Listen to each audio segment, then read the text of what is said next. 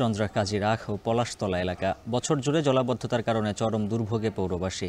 বিস্তারিত জানাতে পৌরসভার পলাশতলা এলাকা থেকে যুক্ত আছেন জুয়েল রানা। জুয়েল, জানাবেন জলাবদ্ধতা নিরসনে পৌর কর্তৃপক্ষ কি বলছে?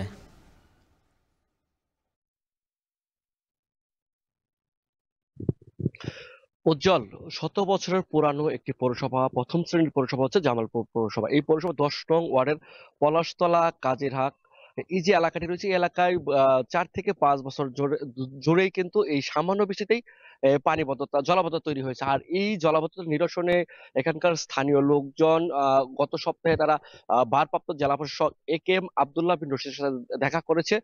তারা ওই দেখা করার পরবর্তীতেই ভারপ্রাপ্ত জেলা প্রশাসক এই জলাবদ্ধতা এলাকা পরিদর্শন করে তাদেরকে একটি আশ্বাস দিয়েছে, খুব দ্রুতই তারা জলাবদ্ধতা নিরসনে কাজ করবে। কিন্তু আদৌ এখন পর্যন্ত কোনো ধরনের কার্যকর পদক্ষেপ পৌরবাসী বা ভুক্তভোগী এলাকার লোকজন প্রত্যক্ষ করেনি। একটি বিষয় বলা চলে, এই যে আহ, অপরিকল্পিত নগরায়নের ফলে এই সারা বছর জুড়ে এখানে জলাবদ্ধতা সৃষ্টি হয়। এই জলাবদ্ধতা সৃষ্টি হওয়ার ফলে এখানকার মানুষ কিন্তু একটু বিপাকে পড়েছে। অর্থাৎ এখানে প্রায় ৩০০ একর আবাদি জমি কিন্তু অনাবাদি হয়ে পানির নিচে তলিয়ে রয়েছে। পাশাপাশি বছর জুড়ে এখানে পানি থাকার কারণে এখানকার সাধারণ যে ভুক্তভোগী ২ শতাধিক পরিবার আছে, তাদের হাত পায়ে ঘা হয়ে গিয়েছে, রান্না বান্না করতে কষ্ট হচ্ছে।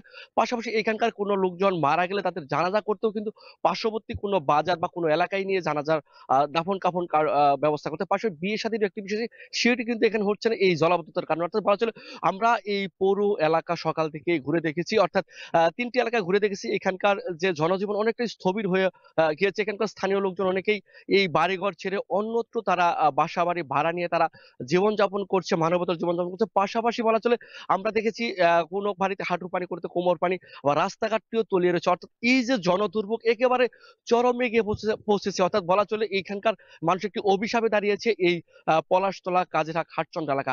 আর কি বিষয় বলা চলে, আমরা যে গত সপ্তাহে একটি প্রতিবেদন এখন টিভিতে প্রচার করেছিলাম, প্রচার করার পরেও পরবর্তীতে সময় এখানকার যে পৌরসভার যে প্রকৌশলী টিম রয়েছে, তারাও কিন্তু এলাকায় এসেছে, পরিদর্শন করেছে। কিন্তু তারপরেও কার্যকর কোনো ব্যবস্থা না পাওয়াতে আজকে এই এলাকার যে লোকজন রয়েছে, অর্থাৎ ৮ শতাধিক লোকজন, তারা জেলা প্রশাসকের কার্যালয়ে গিয়ে বিক্ষোভ করছে, মানববন্ধন হতে পারছে, তাদের অব্যাহত কর্মসূচি রয়েছে।